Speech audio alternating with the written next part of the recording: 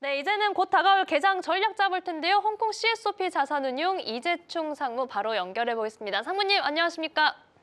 아, 네, 안녕하세요. 네, 상무님 어제 시장 우선 어떻게 보셨는지 리뷰부터 부탁드릴게요. 네, 어제자 홍콩하고 중국 모두 이제 기술주가 강세를 보인 시장이라고 보시면 될 것 같고요.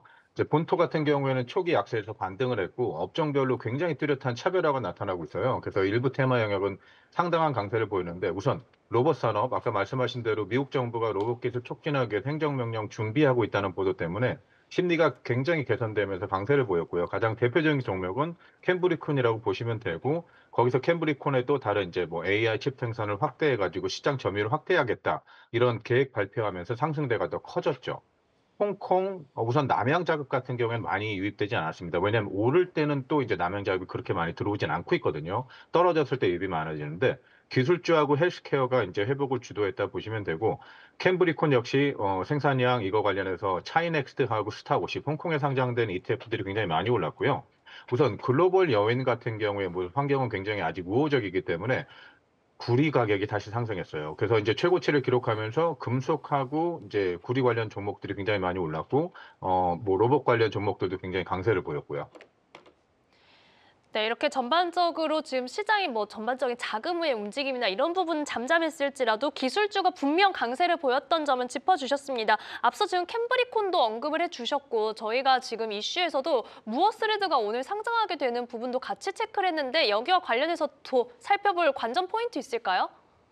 우선 캠브리콘 같은 경우에는 생산량을 3배 늘리겠다. 그리고 이제 화웨이 같은 경우에 점유율, 화웨이는 상장이 안 되는 회사잖아요. 그 시장 점유율을 뺐고 여기다가 다른 글로벌 기업인 엔비디아가 사실은 강제 퇴출이 됐죠. 중국 시장에서. 왜냐하면 오늘 아침에 사실 어젯밤에 뉴스가 나왔잖아요. 상무부에서 이제 최소 3개월 동안 중국이나 러시아에 포함한 적대국에 대한 칩 판매용 수출 라이선스를 중단하도록 명령하게 되는 건데 이거는 중국에서 수수입을 금지하지 않더라도 이미 미국에서 물론 미중 무역 관련해서 긴장감은 고조될 수 있지만 아주 약간 근데 반도체, 중국에 있는 반도체 생산 업체들한테는 굉장히 효시라고 보고 있고요. 특히 캠브리콘이 하자는 이제 뭐 계획들, 그러니까 2026년까지 50만 개의 인공지능 가속기를 공급할 준비가 돼 있다. 그중에 최대 30만 개 정도는 첨단 제품인 CU한 590이나 691 칩일 것이다. 그래서 이런 구체적인 계획들이 나왔기 때문에 캠브리콘 굉장히 좋고요.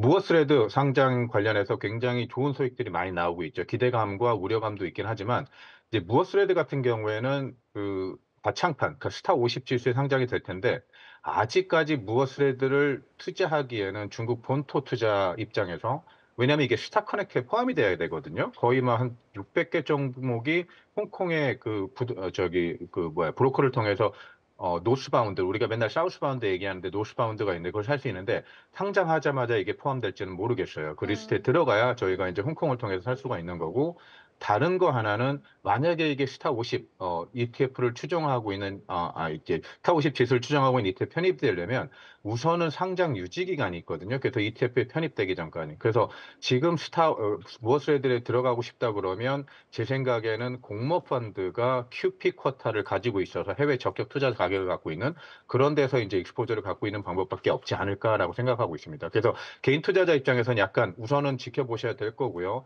나중에 이것들이 개인 투자자가 투자할 수 있을 정도로 편입되는 것들이 보인다 그러면 전반적으로 이제 좋고 이제 그래서 제가 말씀드린 것 같은 경우에 무어스레드가 나중에 시가총액이 좋아지고 왜냐하면 스타 50 지수 같은 경우에는 50개 스타 보드에 50개 가장 시가총액이 큰 종목만 모아놓은 거거든요. 근데 상장 유지 조건 뭐 한 6개월 정도 유지한 다음에 시가총액이 그 정도 커진다 그러면 사실 스타 50 지수에 편입될 수 있는 어떻게 보면 확률도 크다라고 보죠. 그래서 지금 제가 보기에는 뭐 캠브리콘이나 아니면 다른 쪽으로 투자들이 이루어지고 있을 때 ETF를 생각하신다 그러면 저희가 이제 홍콩에 상장된 스타 50 지수 ETF가 있거든요. 이것도 접근 방식 중에 하나라고 생각하고 있고 그리고 제가 느끼는 건 뭐냐면 최근에 이제 스타 50 지수 같은 경우로 들어온 자금들을 보는데 한국 투자자 자금이 저번 주부터 늘어나기 시작했어요. 그래서 어. 굉장히 기현상이다라고 저번 주에 생각했었는데 정보력이 한국 투자자가 엄청 빠르다라는 생각이 다시 한번 들고 있고요.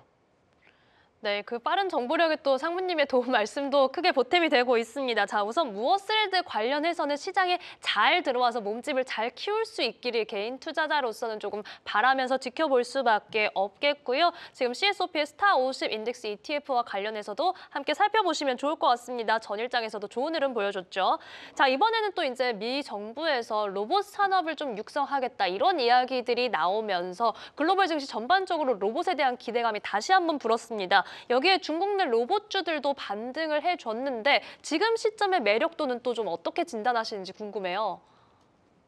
저는 로봇 섹터로 봤을 때는 전망이 상당히 좋다라고 보고 있고요. 왜냐하면 미국까지 여기서 뛰어든다. 그럼 다른 국가들도 뛰어들 가능성이 높기 때문에 그래서 대표적으로 이제 아시아 종목들, 그러니까 대부분 중국 종목이죠. 6개 종목이 있다고 보는데 대표적으로 유비테크라든가 아니면은 산화 인텔리전트라든가 근데 아직 상장이 안 됐지만 유니트리도 그중에 하나고요. 물론 상해 쪽으로 상장된다는 소문이 나오기 있긴 하지만 다만 투자 입장에선 개별 종목으로 접근하는 거고는 분산 투자 측면에서 저는 아직까지도 약간의 리스크가 있다라고 보고 있어요.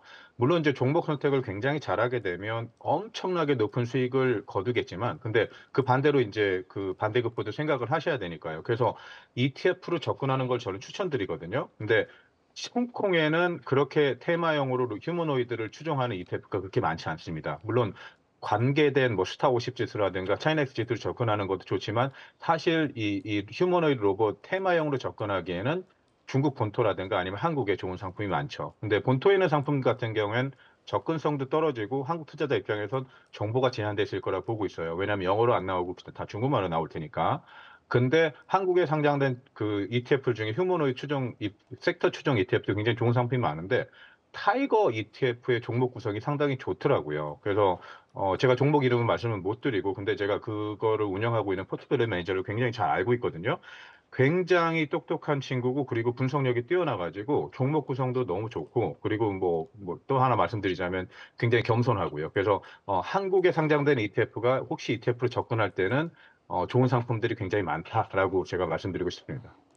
네, 지금 로봇 시장을 바라볼 때는 개별주보다는 ETF로 접근해 보면서 섹터 자체에 대한 긍정적인 전망에 조금 더 힘을 실어주셨습니다. 국내에서 저희가 잘 상품을 좀 탐색을 해보면 좋을 것 같네요.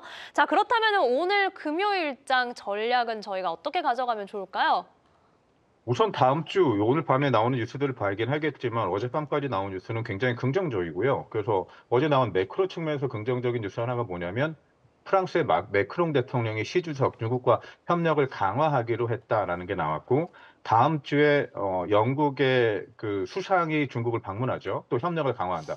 이건 저는 어떻게 보고 있냐면 우선 미국의 전통적인 우방 국가들, 영국, 미국, 그다음에 호주는 당연히 중국 편이 돼야 되고요. 그래서 미국과 약간은 그 같은 기조로 움직이고 있다. 미국과 중국이 화해되고 있는 입장을 보이니까 이제 우방 국가들도 어떻게 보면 좋은 신호를 보내고 있다라고 보고 있어서 글로벌 무역 전쟁, 미국이 촉발한 거죠. 이것들이 완화되고 있다라고 보고 있고요. 특히 이제 미국적인 측면에서만 보야 그러면 2월 말까지 미국산 대두 뭐 1,200만 톤이 구매할 계획이 유지되고 있다. 이거는 중국이 미국과의 약속을 이행하고 있는 거죠. 미국은 이거에 굉장히 긍정적으로 반응하고 있고요. 특히 대두 관련해서는 미국 농민, 미드웨스트 지역의 트럼프의 굉장한 지지층이기 때문에 긍정적으로 작용할 확률이 너무 크죠. 그래서 이제 무역 완화 기조가 이어나가고 있다라 보시면 되고요. 그럼 나머지는 뭐가 있냐면 소비죠. 소비 같은 경우에는 아직까지 안 올라오고 있습니다. 왜냐하면 부동산 가격이 계속 떨어지고 있으니까. 물론 완만해지긴 했지만요. 근데 이거 관련해서는 이제 중국 상무부가 연말에 소비 성수기를 활용하기 위해서 뭐 디지털 친환경이라든가 다시 한번 소비 촉진을 위한 계획들을 내놓고 있어가지고 중국 경제 펀더멘털 올라가기를 바라고요. 그리고 오늘 장 같은 경우에 당연히 지금부터 단기적으로 테크주에 주목하셔야 됩니다. 소비까지는 아직까지는 기존 갖고 계신 거 그냥 갖고 가신다고 보면 될 것 같고 테크주의 비중이라든가 이쪽을 다시 한번 확대하거나 아니면 없으면 테크주 쪽으로 비중을 조금 가지고 가시는 게 좋다라고 보고 있습니다. 네, 어제도 시장 전반은 크게 들썩이진 않았지만 테크주가 좀 강세를 보였던 만큼 오늘 시장에서도 저희가 테크주에 대한 관심 계속해서 갖고 지켜보겠습니다. 자, 오늘 도움 말씀에 홍콩 CSOP 자산운용 이재충 상무와 함께했습니다. 상무님 고맙습니다. 네, 감사합니다.